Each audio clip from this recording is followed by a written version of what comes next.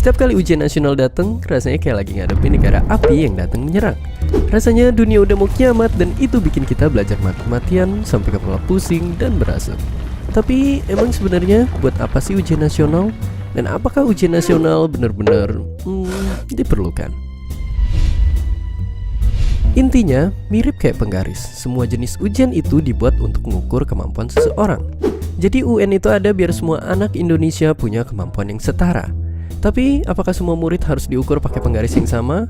Apakah UN adalah cara terbaik untuk mengukurnya? Dan yang lebih penting, apakah UN perlu ada? Jawabannya pasti bermacam-macam. Tapi coba kalau dibandingin sama negara lain, nyatanya sistem pendidikan itu beda-beda. Misalnya ada negara-negara yang nggak pakai UN. Contohnya kayak Finlandia. Beda sama Indonesia yang musim ujiannya lebih sering daripada musim rambutan. Di sana ujian cuma 1 kali aja buat masuk sekolah tinggi. Itu juga sama kayak Jepang yang ganti UN dengan ujian tes masuk sekolah dan universitas.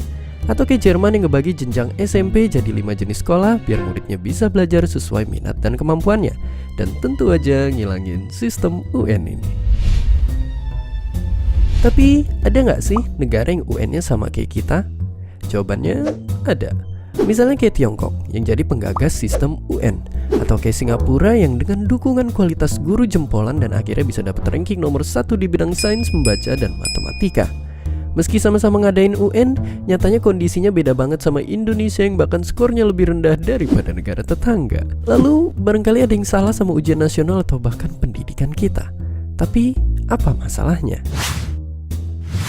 Jawabannya bisa jadi banyak banget. Sama kayak atap bolong waktu hujan badai, soal dan kunci jawaban UN sering banget bocor. Belum lagi masalah kekurangan kertas soal, kualitas pendidikan yang timpang, dan yang paling utama, murid-murid yang stres berat akibat takut gak lulus sekolah dan akhirnya rame-rame beli contekan.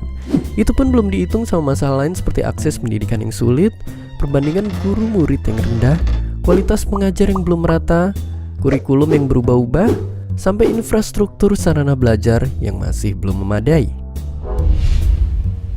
Jadi bisa dibilang UN bukan satu-satunya cara untuk mengukur atau bahkan ningkatin kualitas pendidikan. Untungnya sejak tahun 2015 kemarin pemerintah gak lagi bikin nilai UN sebagai syarat kelulusan. Meski begitu, ketika masih ada banyak anak Indonesia yang bahkan sekedar datang sekolah aja mesti melewati gunung dan lautan, keberadaan UN masih perlu dipertanyakan sebagai satu ukuran kualitas pendidikan. Karena artinya masih ada kesenjangan kualitas pendidikan dan semestinya itulah yang harus diselesaikan. Keadaan ini yang bikin kita kembali ke pertanyaan awal. Apakah ujian nasional itu masih diperlukan? Pada akhirnya, perlu atau tidaknya UN masih diperdebatkan. Nah, sekarang kalau berandai-andai jadi pemerintah, apa yang akan kalian lakukan? Tapi yang paling mesti diingat, ujian itu bukan sekedar untuk lulus aja. Tapi seperti kata ahli pendidikan ini, yang penting bukan ujiannya, tapi makna di baliknya. Dan seperti biasa, terima kasih.